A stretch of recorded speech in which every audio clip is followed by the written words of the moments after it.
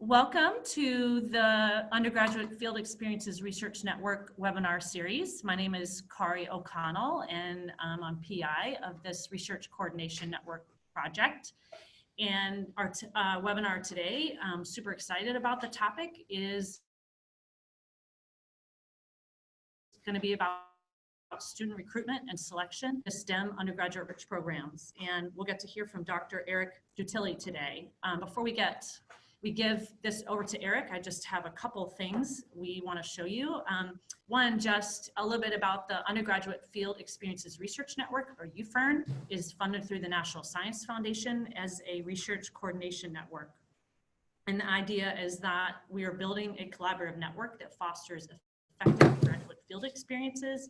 And we really want this network to be open and inclusive. And so we're really excited to have you here today.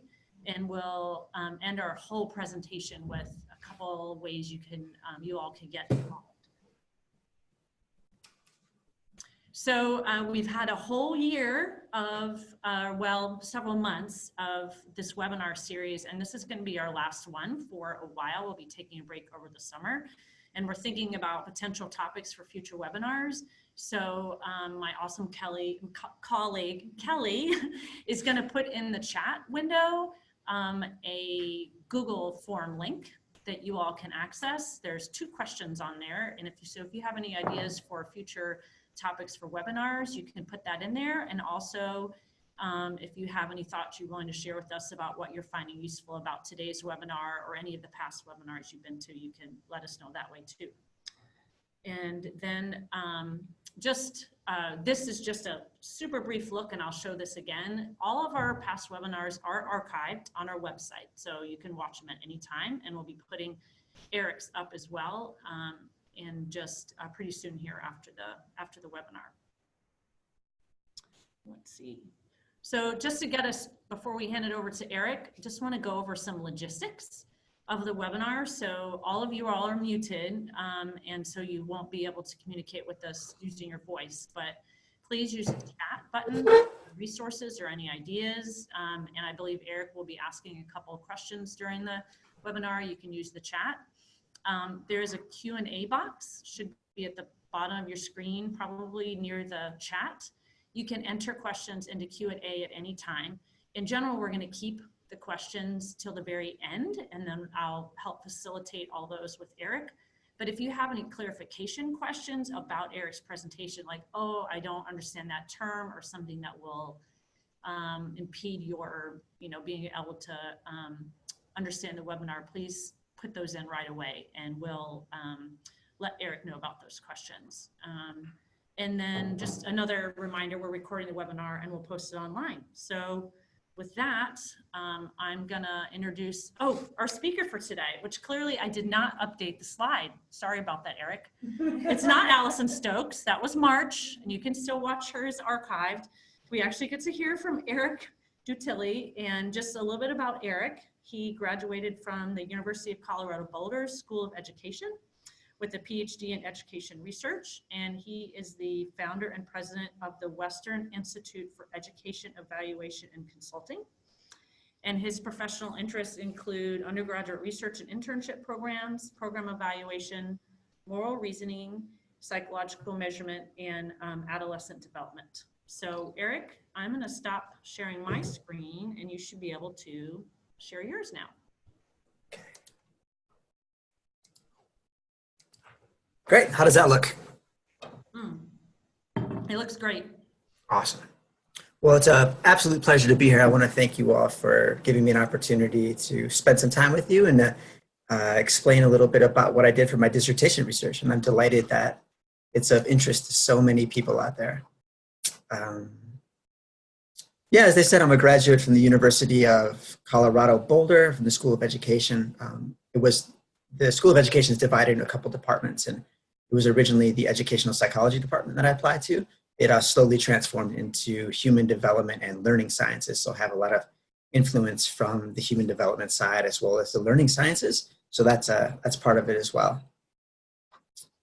And yeah, I wanted to address one quick thing. I saw a couple of the flyers that went out that it may be the case that some people think I'm talking about selection bias in some part of undergraduate research or internships.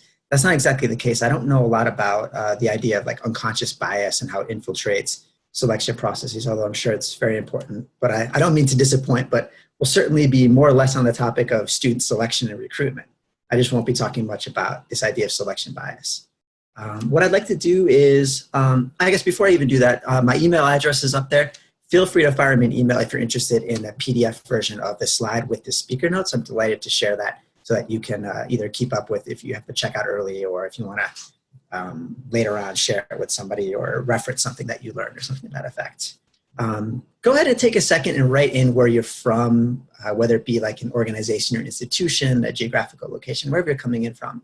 And if you don't feel like sharing any of that, go ahead and share what interests you about this topic and what brought you here. And then we'll take a sip of tea while you do that, and then we'll get going.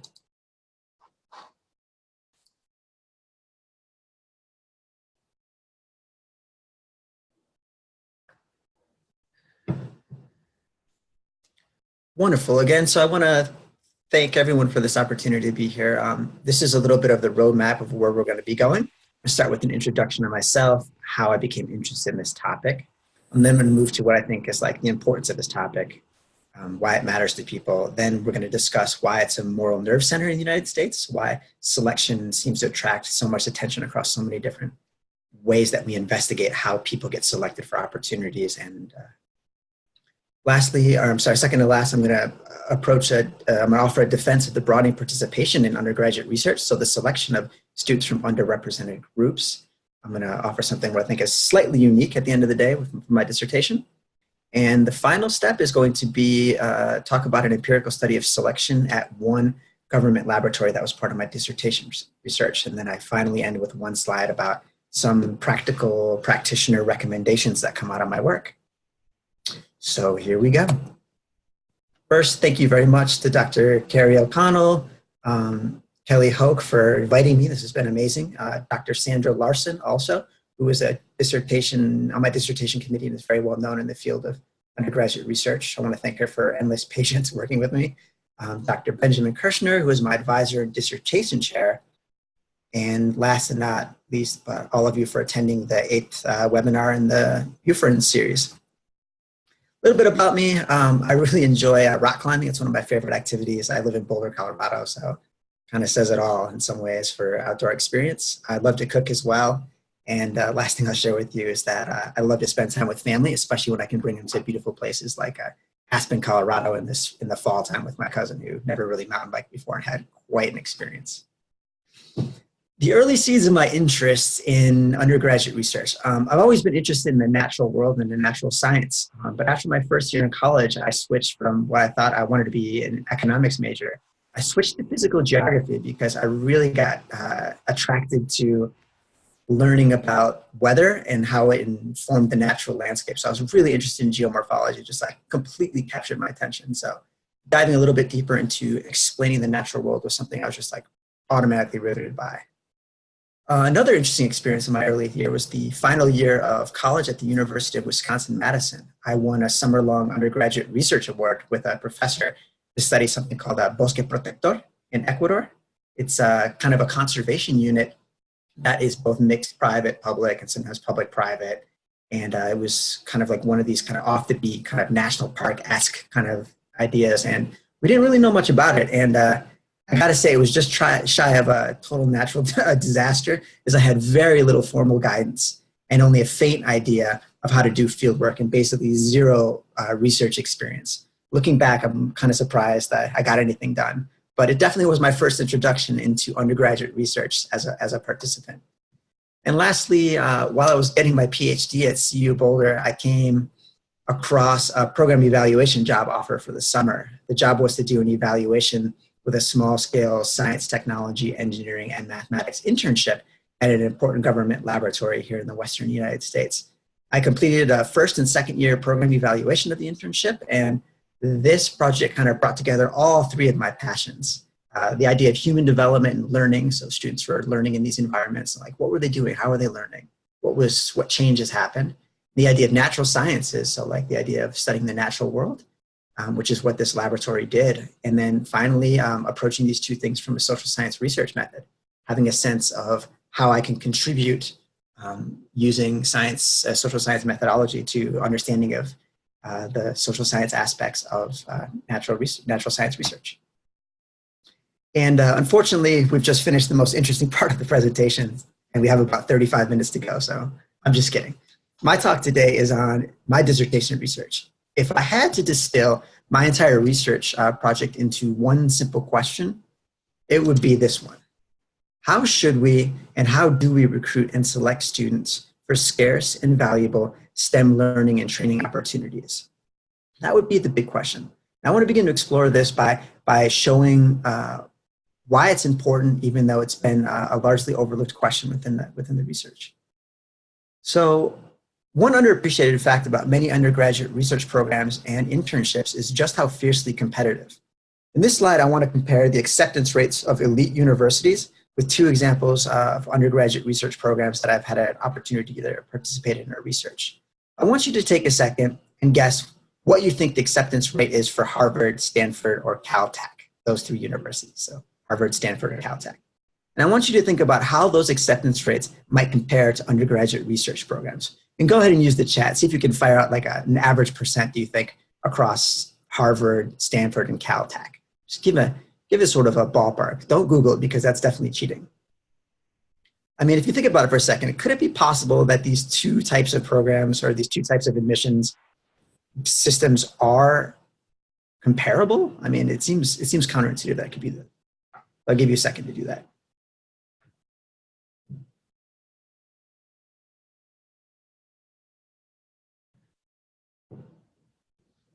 This is the part that kind of shocked me about my research and got me thinking about it. So take a look here, see how you did.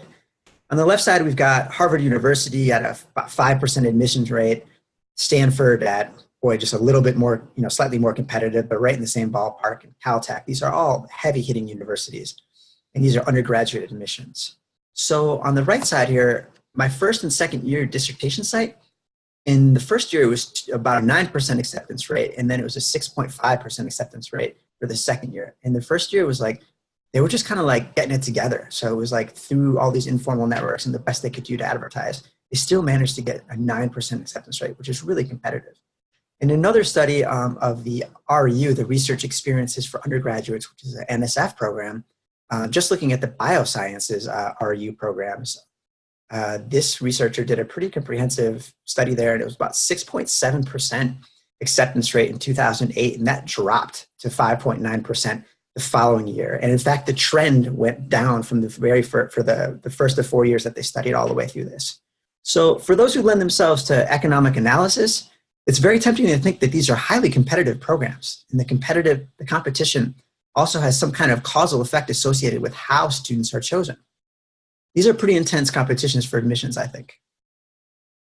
And quickly too, as we move through a couple other slides, I'd love it if you guys, if any of you works with a program and you want to note what your average admissions rate is, I'd love to be able to read about that later in the chat.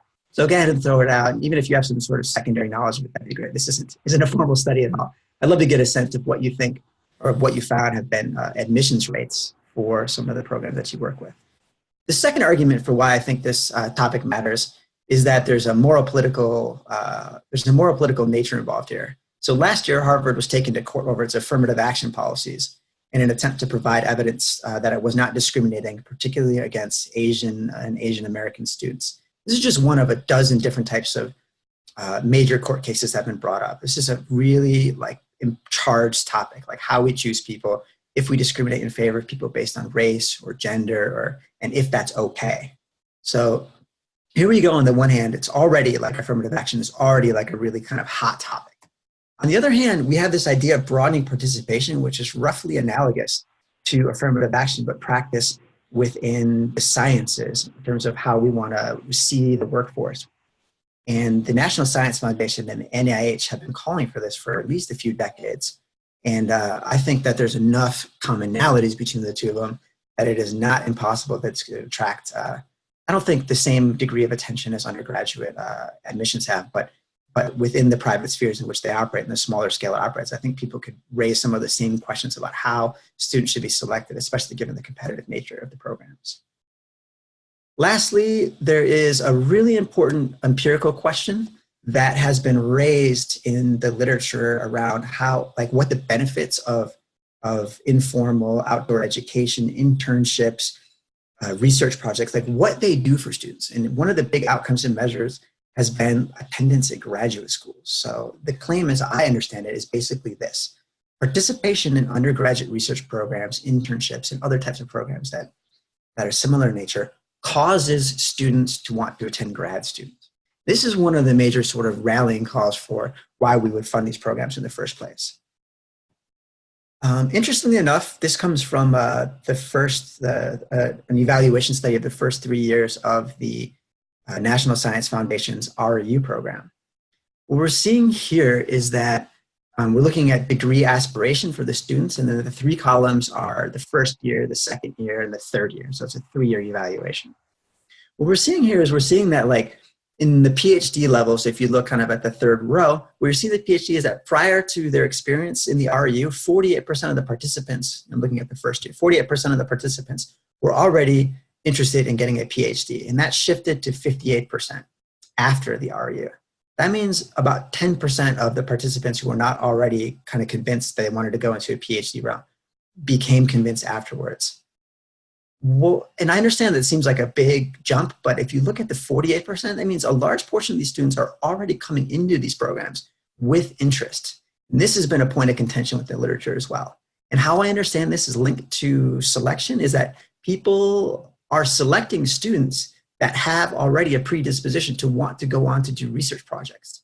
I'm not saying this is good or bad yet, but what I want to say is I've come across a handful of quotes here and there that indicate that some people feel that it's, quote, a waste of resources or a waste of time to not select students, or to select students who do not have an interest in going on to some kind of formal research afterwards. And this, I suppose the conclusion in this is just that programs that measure themselves in terms of success of sending students on to graduate school, they can kind of artificially inflate their success by picking students, by choosing students that have a predisposition to already want and have an interest in applying anyway.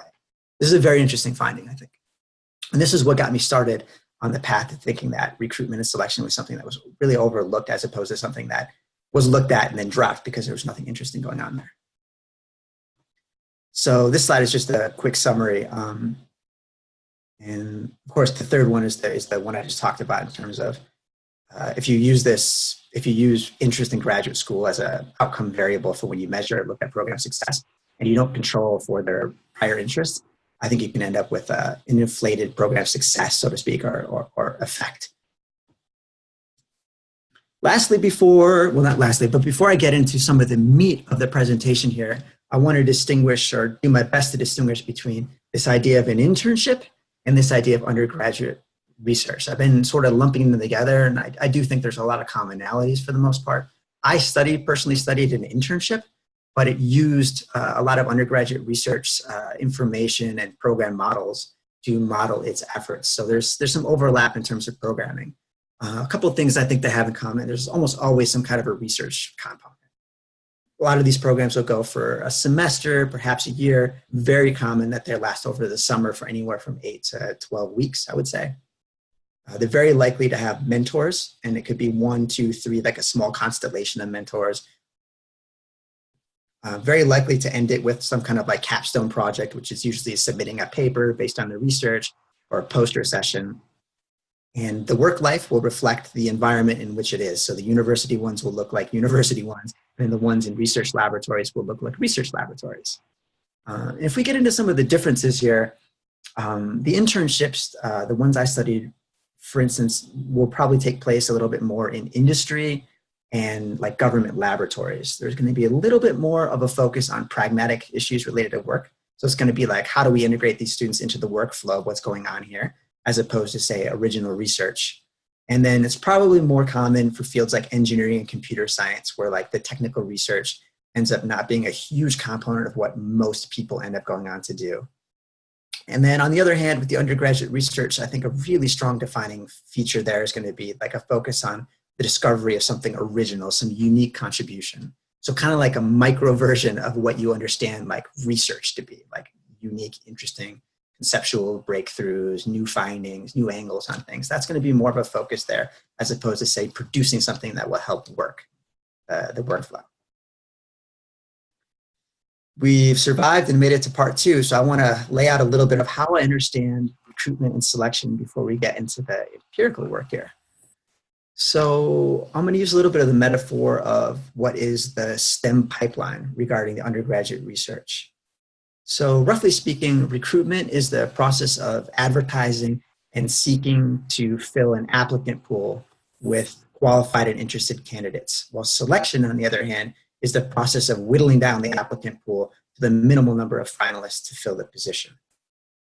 So this is kind of how I understand a brief sketch of the pipeline here for what undergraduate research programs do. Although it's common sense to most people, I also want to spell out a little bit of how I understand the undergraduate research programs and internships to fit into the larger undergraduate years, graduate, job kind of STEM pipeline. This kind of like big pipeline that we talk about. And I'm going to shift kind of like what I had on the previous slide up a little bit. So we have the undergraduate degree program, then we have a degree program, and then we have, let's say, a good job or research career, something to this effect. Where I see the undergraduate research programs is I see them as like kind of like not necessarily an off-ramp, but it's like an additional component where the undergraduates are in their undergraduate program, they take an interest in these programs, they apply to them, and then these programs consequently, once they get in, these programs consequently have 2 major effects on the lives of these students, which helps these undergraduate programs fit nicely into the STEM pipeline. First, they do this thing called resume building. So once the students participate in it, it's something they can advertise for their applications when they go on. Second, besides just being sort of something mentioned on a paper, there's actual real learning and skill development and exposure to careers that happens with these programs, kind of like what you consider the learning aspect and the human development aspect. All that stuff is very real. And that helps them become actually prepared. So it's kind of like the substance behind the documentation of, oh, I participated in an informal experience. Well, what did you learn? Well, we learned X, Y, and Z. It's from said university. And then these skill set these students learn, whether it's coding, learning how to communicate well in an office, give presentations, these things travel with the students. And I think they give admissions boards and admission committees at graduate schools more faith that the students are prepared, in fact, to continue on with something called research in the graduate program. So when programs themselves are engaged in recruitment and selection, there's kind of like there's a seasonal cycle of recruitment and selection that go on. There's a lot of work that goes into recruiting and selecting. These aren't small parts of the program. My dissertation site, for instance, recruitment and advertising began in November, continued all the way through February. The application portal was usually closed by around late February, early March. Then this internal process of the selection began. And that took about a month and a half, at which point letters of acceptance were finally sent out to the lucky few hires. So after nearly 4 months or so of on and off work, the students could actually come to this point where they could accept a program or not. And then promising students, here's another catch too, is like, even this cycle, even though sort of it's very normal, like you have to remember there's like thousands of these programs operating roughly at the same time.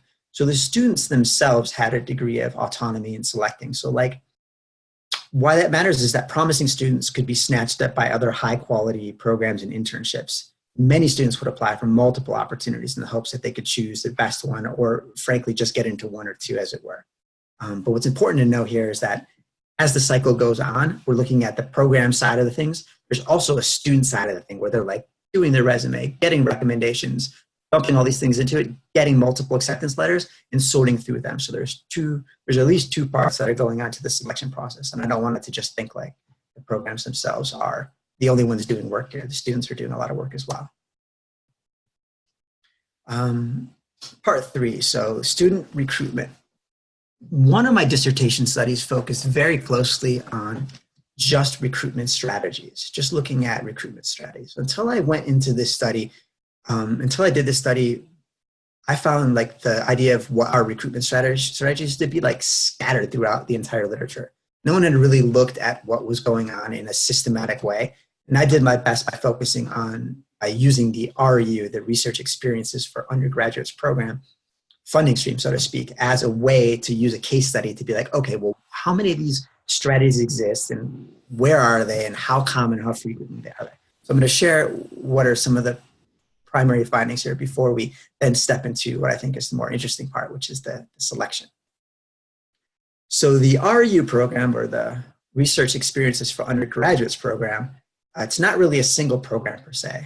I don't want to be misleading there. It's a program in the sense that it's a funding stream managed by the National Science Foundation to enable different sites and different institutions to provide research experiences for undergraduate students in the science for the most part. The RU program replaced an older program. And the RU program, as well as this older program, are kind of like classic funding streams by the National Science Foundation, in the sense that they're working to develop the workforce, the scientific workforce for the future. But this program also latches onto, and similar programs also latch onto the fact that undergraduate research and internships are old practices in the sciences. These things have been around for at least a century, if not more. And the difference now is that institutions can apply for these competitive 3-year NSF grants to start these programs at their site. So the institutions themselves, so whoever applies and gets one, those are the ones that are ultimately in charge of the administration and the execution of providing the research experience. It's not the NSF per se that does all this. It's like they're hands off in the sense that they provide money and then institutions go out. So there's a lot of diversity in these programs, which also felt very helpful as I went into this study. The federal government applies a few parameters on student recruitment, and this is important to know because it shows that the individual programs aren't free to just do whatever they want. They can't just recruit however they want. So this graphic, figure 2.1, comes out of my dissertation. And the interesting and important point here is that throughout the history of the RU program, which began in 1987, there's been an addition of recommendations of kinds of students. So these are the kinds of students that the NSF and the agency of the federal government is saying, we could begin to recruit these. Like, we recommend that you recruit these kinds of students and pay more attention to them. Interestingly, the program began in 1987 with an emphasis on underrepresented minorities, women, and people with disabilities. There was also a really important emphasis on recruiting students from outside of the RU site. So an institution, say like Harvard, couldn't just like get 3 of these RU sites and then like focus strictly on its own students. They were obligated to go out and pick students from other institutions. And one of the features of some of these other, quote, ideal institutions that they would be chosen from were sites that had limited research opportunities. So I think this beginning sentiment of the RU program that was written into their early documentation is like an example of the federal government trying to democratize or like spread out the search for talent among different students in different institutions, regardless of whether or not they were involved in an elite university or not. Then we go on to see teachers, like teacher programs start. So that's the research experience for teachers. Then college, community college students also being lumped in. And then we've got even high school, like even reaching high school. So if you were a senior and had applied to a university and gotten in, you were suddenly eligible to be picked up by an RU program if there was an RU program that was doing that. And finally, the last of which I'm aware of is going to be the U.S. veterans.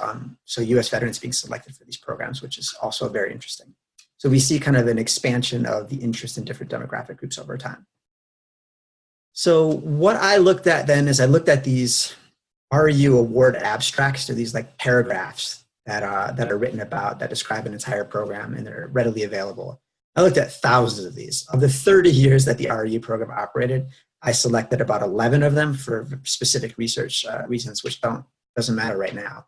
But I selected about 11 of them, and I ended up reading maybe a little bit over 1,000 of them. And I read them multiple times as I coded, and I looked for information as I dug through them. Fortunately, a large percentage of them have information, a little bit of information on recruitment and selection. So that's the basis of my data. And this was probably the fundamental finding.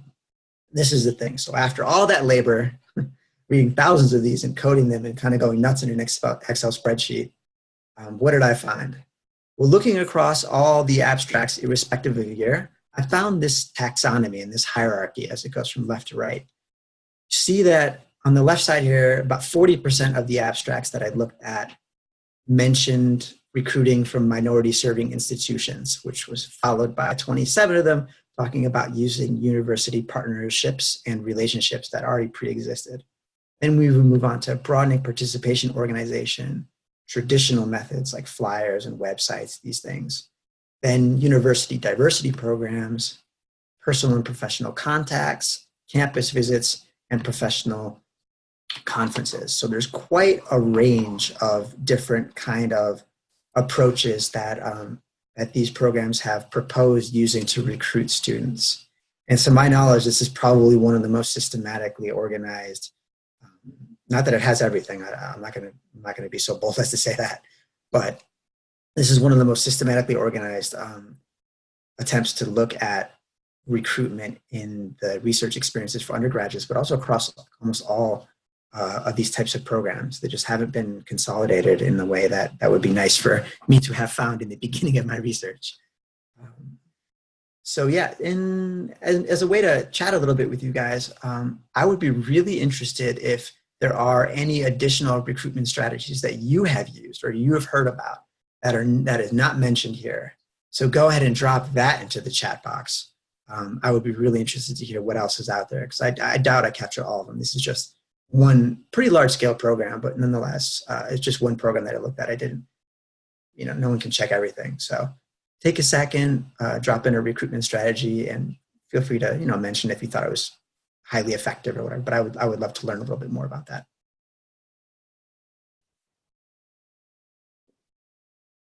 I can see the chat box dinging, so thank you very much for chiming in there. I appreciate it.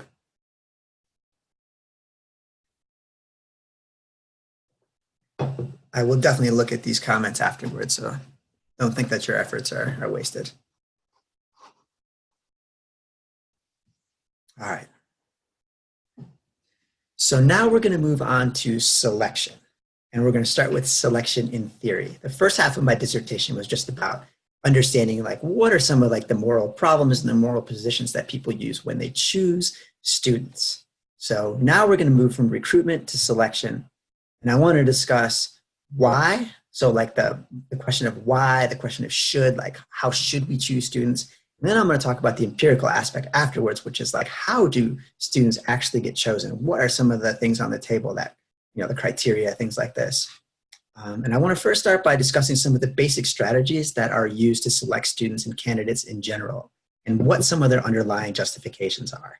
Next, I'm going to highlight one of my favorite studies from my dissertation, which is a discourse analysis on looking at one committee that selected students, and I just spent forever digging through the data and the transcripts there to see why on earth did they pick the students and how did they do that. Let's start with the theory first. So as we learned kind of in the beginning in this presentation, for a lot of undergraduate research programs and internships, there's more demand than supply, and the acceptance rates are kind of surprising. They're on par with the elite universities in the United States of America. So the basic problem that are presented to these programs is that they have too many people applying and not enough positions. And there are some standard ways that human beings have devised in their infinite creativity to sort through some of these processes to figure out how can we do this work? How can we get through it? Each one of these also carries with them kind of a moral tenor. So there's a certain type of morality, a certain way of treating people that is inherent to each one of these projects. So I want to quick skim them, and then we're going to look at a couple of them in more detail because I think they're the ones that are the most important. So in the first case, we have this idea of merit, and this is often tied to the idea of people deserve a program based on what they've done, some kind of set of qualifications that they have, past performances, something to this effect. But it's the idea that they deserve the position because they're the most qualified. Second, we have the idea that diversity is also really important. So these merit systems may fundamentally choose certain people. You might find stratified, let's just say white males, for instance, or just there's too many of them in science. And for some reason, given a merit system, too many are being chosen. So we ought to share these in some way. And we might do this by doing a diversity. We might say we're going to start selecting demographic groups that are not necessarily wrapped into, that are not necessarily winning these merit competitions in the way that other demographics are. The third one is what I call the disadvantaged realm, but this is where concerns of, quote, equity might come in. So we might be concerned with equity, like students who, through no fault of their own, are pretty strong students, but they've had a weaker education background. And because of that, we ought to give them some extra points in a selection process or consider them more deeply as people who could contribute importantly to science. Lastly, we have this like strict equality kind of deal where we might use a lottery system where we find ourselves in a position where like, well, there's no way to really distinguish in terms of value or disadvantage. We don't have anything to work with. So we're going to treat everyone identically, give them all a ticket, a number, and then we're just going to raffle them off. This isn't a very common way for choosing people into undergraduate research programs. Typically, committees and people think they can do better than random selection. So while I doubt many of you use a lottery system, go ahead and take a second to write into the chat which of these, if any of these, most accurately reflects your experience in your organization. If you feel like people tend to go towards merit, if people tend to weight diversity, a mixture of the two, if disadvantage comes into play. And also, I'd be really interested to find out if lottery, in fact, was something that people chose, even if it was towards the end. So take a second to go ahead and describe perhaps what it is that you think you find in your organization. This will be really interesting for me later on, so I want to thank you in advance.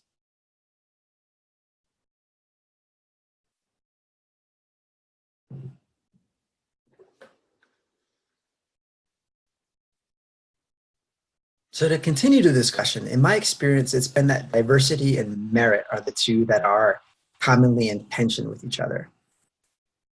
It's that the idea that people should be chosen for their qualifications, and a qualification and like race or gender or socioeconomic status aren't really qualifications.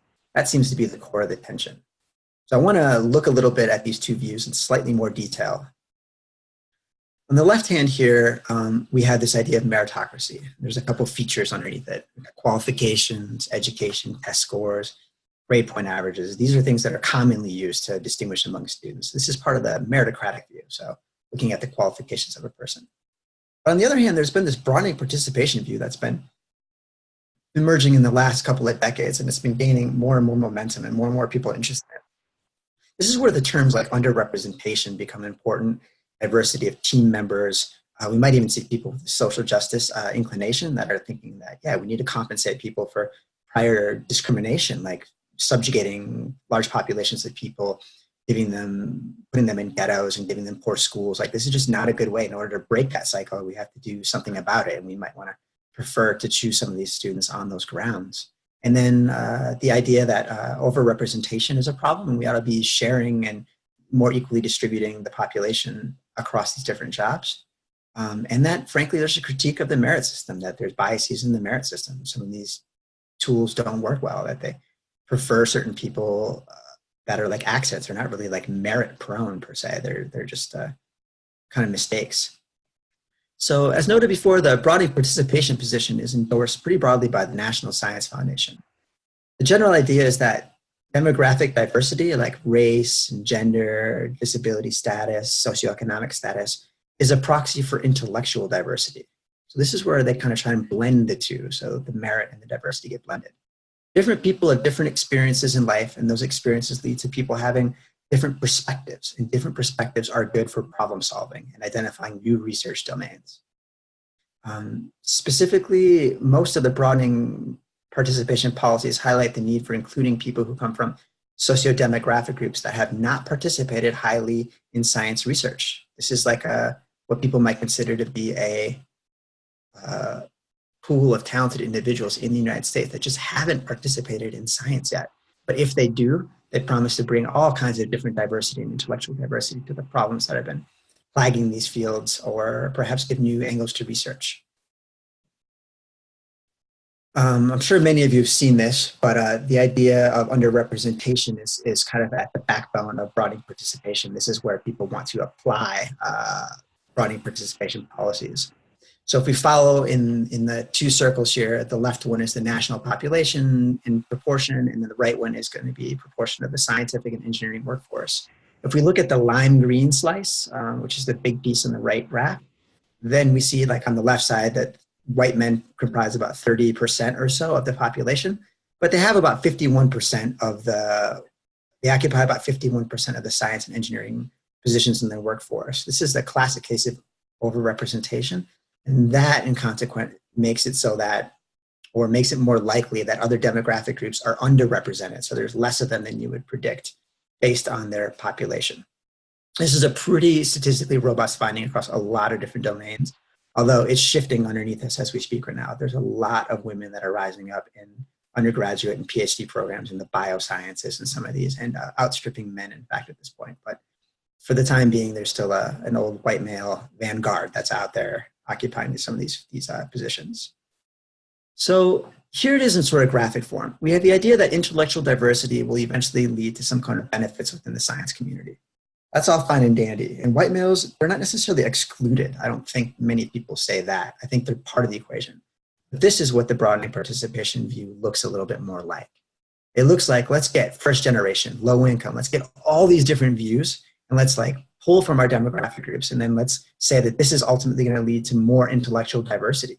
So let's make sure that's a resource that we pull on that's unique. And eventually, and through the same process by which the white males will operate, we're going to have these epistemic benefits, but they're going to be colored by all the different experiences and all the different perspectives that these different groups bring. This kind of argument has been made for diversity in undergraduate admissions and other places very commonly. And it seems like palatable and intuitive that you get a huge project like the CERN Hadron Collider and you think to yourself, why would we want just one type of people or one demographic slice working on this? Wouldn't we want a lot of different diverse perspectives? And if one way to get those diverse perspectives was through selecting people based on race and gender, wouldn't that be a good idea for science? That is what I understand to be the most compelling argument for broadening participation, at least in theory.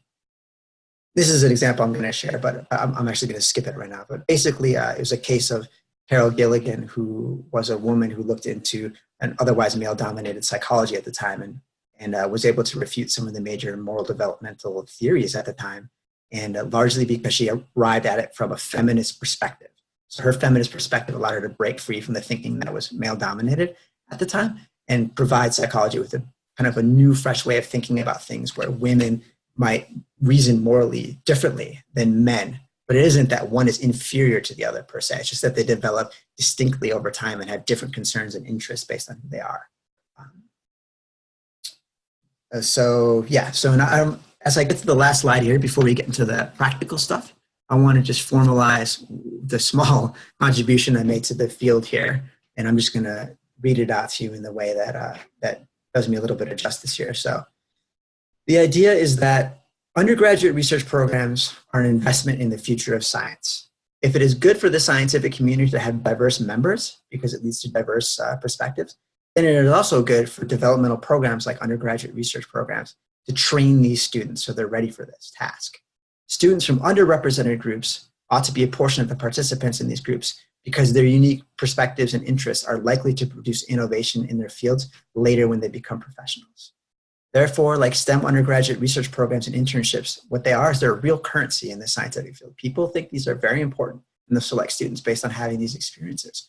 And picking these students to participate in these programs gives them a boost towards their research careers. So this for me is one of the more compelling sort of frames. And frankly, it hasn't really been done before. People, when they cite the reasons for undergraduate research to be broadening participation, they usually repeat the national discourse. They don't look into what it is that's special and unique about undergraduate research programs and internships that ought to be compelling for why we should select these students. And I think it's a developmental piece. We're just trying to, in fact, bring these students up to speed and to give them the tools they need to become and to fulfill the promise of the larger broadening participation argument. So we're part of the pipeline in that sense.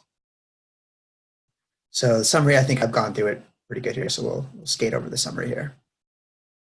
So now we're going to talk about the last part here, which is going to be selection in practice. We're going to look at how we take some of these lofty ideas and we look at a selection committee and how they actually go about doing things in the real world. This is where things get a little dirty.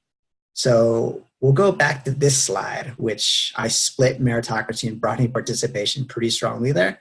And yeah, in theory, these two positions are staked out at two poles. And yeah, they roughly break out along liberals preferring broadening participation, more conservative oriented people preferring meritocracy, although of course it'll be blended a little bit, but in large part that's how it is.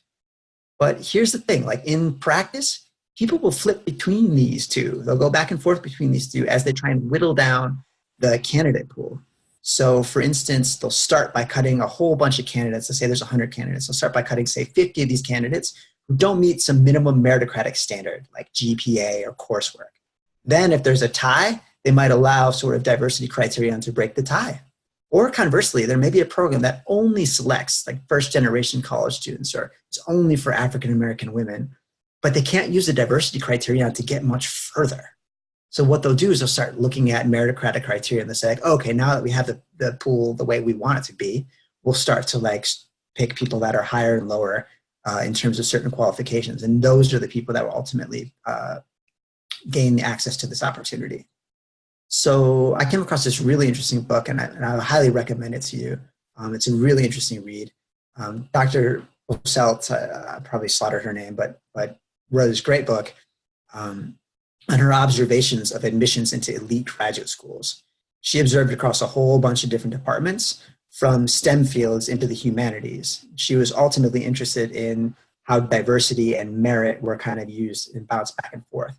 So she found that diversity was defined in a whole bunch of different ways already by the different professors in the groups. So she looked at race, gender, socioeconomic status, and geographical origins, all of which were considered to be features of a diverse candidate. More to the point of selection, she noted that rarely was diversity used as a primary criterion.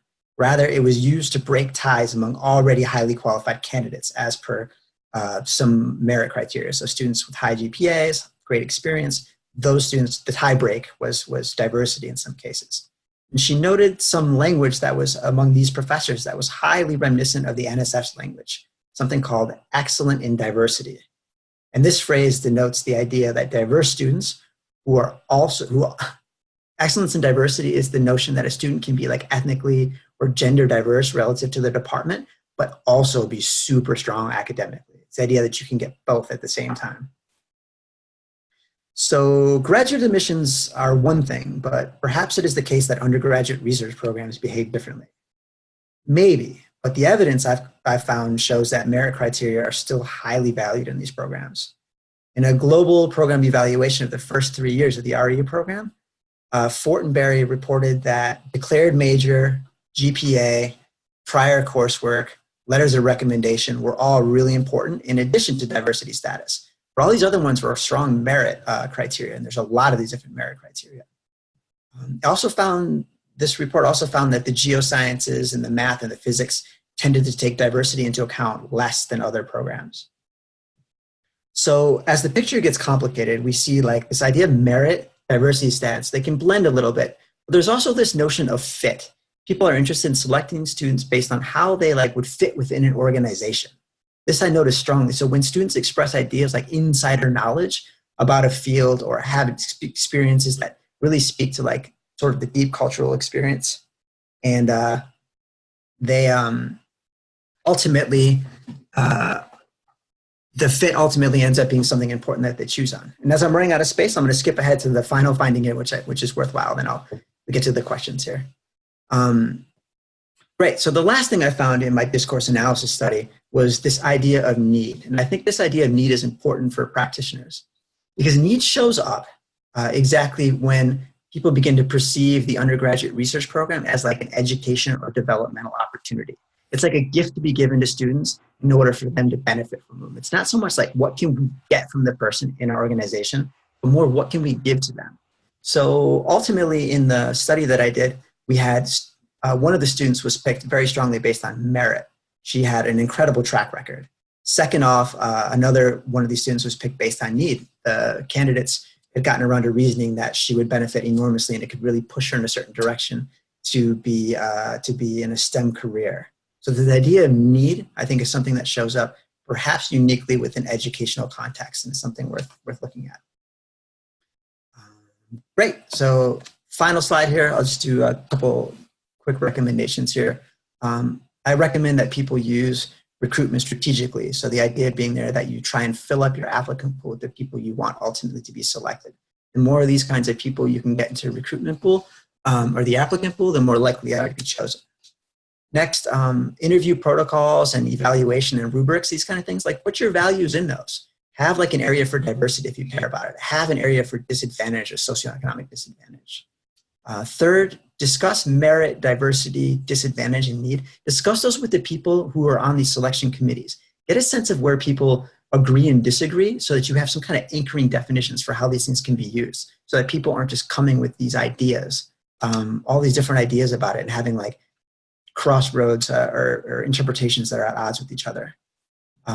There's all kinds of different models for selection. Some are more centralized and some are decentralized. So what I mean there is just that some people involve a lot of stakeholder input and then other people don't nearly as much. That's important because that can generate different results. And lastly, the idea of biases, as is explored from the moral political perspective, looking at merit, justifications for broadening participation. Some of these biases that are involved in the selection, so to speak, they're not biases. People have well-reasoned positions and positions they feel very strongly about. And these positions may not at all be unconscious. They may be, in fact, why they are making the decisions they're making. So these things, again, are worth talking about, and they have major implications. So thank you very much for that. And I want to, again, thank everyone who made it to the end here and crossing this final line with me. And I'm delighted to answer any questions anybody has about anything that I have presented so far. So, hi everyone. If y'all could just start entering your questions in the Q&A, that would be great. That's how we're going to organize them. And if there are a lot of questions that are posted in the Q&A and we run out of time, I'm going to suggest and request, I guess, if Erik is willing to work with me, we can send out some answers to those to the group of people who participated in the webinar. So just as they pop up, I will call them out to you, Erik. Thank you, by the way. We're clapping. That was really great. Thank you very much. Really appreciate your webinar. And so quick, let's see, Matthew Dawson says, what are some strategies for measuring or evaluating need? Can you hear me okay? Because some of the stuff's coming through the computer. Is that? Yes, we can hear you. I can hear you fine. Wonderful. For measuring and evaluating, this is a really, really tricky question. And I'm going to go back to a little bit of I'm going to explain why it's such a mess of a question. Not that you're asking a great question, but the answer is a mess. So there's two ways you can think about evaluating something. You can think about evaluating it along qualitative dimension. So just something that, some things are brighter, less bright, people are different, there's categories. And then there's this idea of differentiating and using measurements to look at quantities. So how much of something there is. When we look at the idea of need and the idea of diversity or something like that, and saying something like a person is, say, more diverse, a person needs something more, I don't know how well like quantitative reasoning, quantitative methods and measurement tools work for that one. I think there's going to be necessarily a good bit of subjectivity and reasoning, as well as understanding factually, like just exactly what the nature of the disadvantages are and how you're going to take them into account. One thing I would suggest is, as I brought up in my recommendations, is I would say something like, all right, it may be the case that we're going to talk about diversity in terms of selecting students. And it may be the case that we're going to talk about need. And that's fine. We're going to define what these terms are, and we're going to look at the different kinds of need that and different kinds of diversity that we're going to value here within our program. And we're going to give some of these sort of ratings. So in a practical sense, you might give them categorical ratings. You might just be like, yep, this type of need is in, and this type of need is like socioeconomic disadvantage. Despite that, the person persevered and did really well in their GRE. This is like sign of, say, like a strong work ethic and a perseverance. So like, check, they get a 1. And then you kind of like the quantitative part is a little squishy where you just sort of add it up afterwards and you say to yourself, okay, this person like demonstrated like a really strong need. They come from first generation, low income status, nonetheless have done these amazing things. Like that stands for a lot as opposed to people who have a lot of opportunities in their lives. So that's the best I can do. And I'm not going to try and quantify diversity. That's a tricky one because people think about it more as intersections, like where we meet and become sort of relatively diverse to a candidate pool based on being a Latino male from a low-income family, being this particular way and that particular way. So please send me an email. We can talk more at length about that, but that's where I'm gonna start and stop with that one. Great question though. Thanks, Erik. So we have another question, it looks like from Catalina. Can you share any of your key resources on barriers to entry or persistence into REUs and internships for underrepresented groups? I'm thinking papers, evidence maybe. And I actually put that out to the whole group, would say, if anyone in this who's listening has any of those resources, is willing to post on the chat or send it to us via email, we'd be glad to share them. So Erik, I think that could be for you or anyone who's listening right now, frankly. Yes, I will make a note for that one. I can't do it right now because that might be one we can in a second. But we can follow up with that question. In my experience, though, there's a couple things that don't show up in the literature that are worth noting. I worked a lot with pre-collegiate programs at the university level, and these pre-collegiate, I guess they would be like pre-collegiate development programs. So a lot of first-generation students. One thing that's really important, and one thing I brought up in my research, is that some students require a lot. If you're going to go the recruitment avenue with them, they require a lot more effort and a lot more personal contact because they won't believe that they can do research. They'll assume it's something that's completely out of their capacity. They won't even try to apply to these programs. They might find the application program difficult. They might not have professor contacts for recommendations. So like the application itself can become a huge barrier to students who otherwise probably could do a pretty good job, but are frightened and overwhelmed by going down this path. Some students also, like low-income students and Latino students that are really rooted in place, don't want to travel very far. So that's another thing that came up. And I myself have volunteered numerous times to help students with applications and programs, and like they just haven't even come to the sessions. So it may require more on the ground effort. So mailings may be less effective for students. Campus visits to diversity programs, that might be much more effective in terms of getting a face in front of them with these students. Thanks, Erik. Yeah. So let's see, we've got a question from Jason. You mentioned that the NSF started encouraging high school students to be part of REUs in the early 2000s. Can you speak more about that? How many REU programs have included high school students? How does selection differ, if at all, for the high school students? Any thoughts on that, Erik?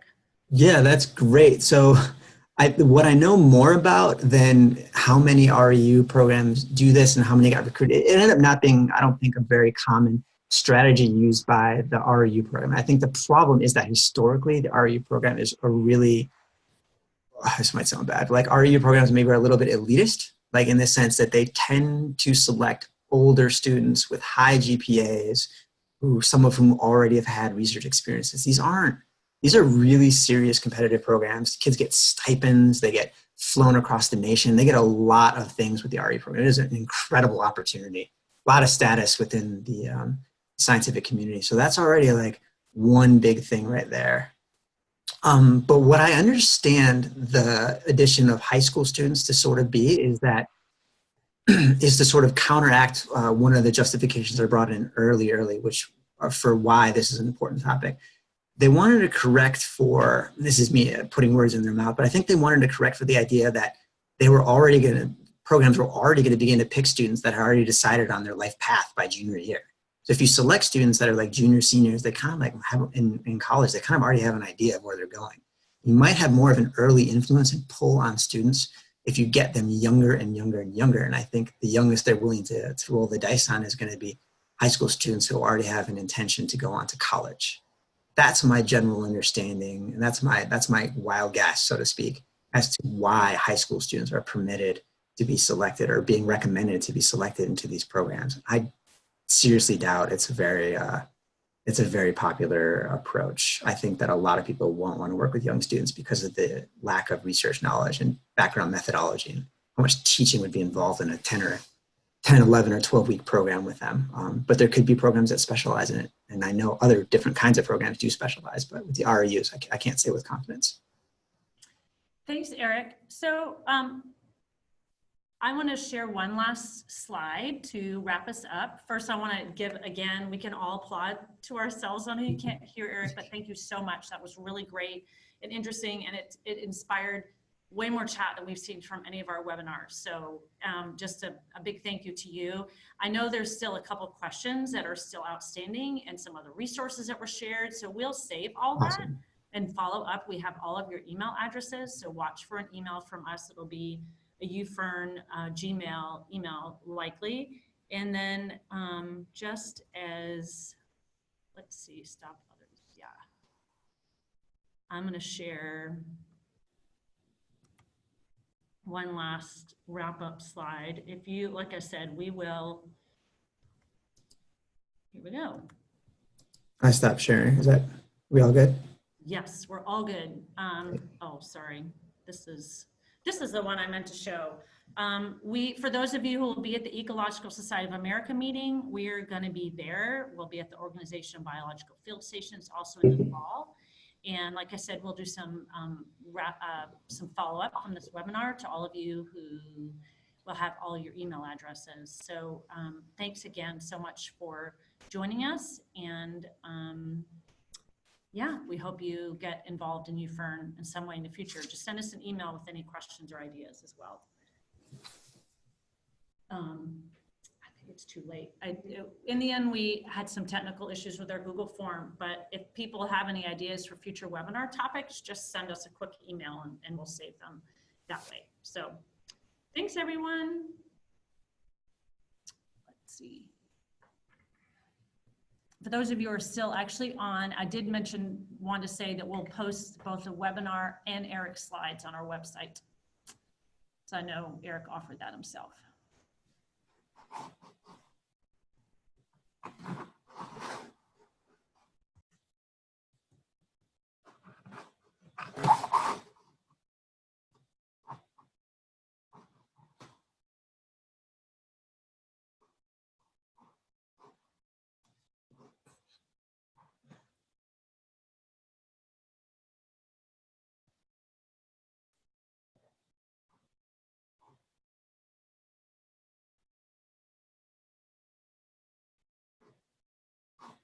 Wow, there's so much chat. I'm so excited to go through it. It's great. Yes. Because I didn't actually sign it. So I think we can just.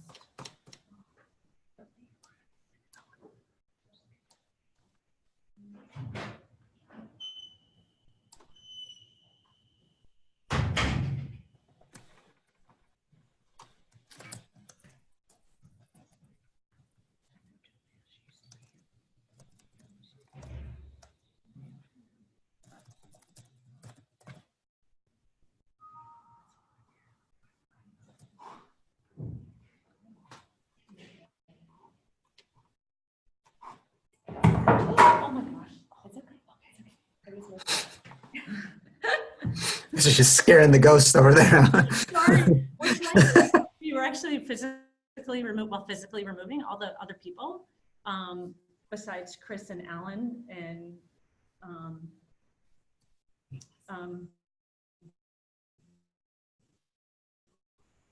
we have Leslie Petrie. I don't know if she's still on and hearing us. We're going to have a separate little debrief.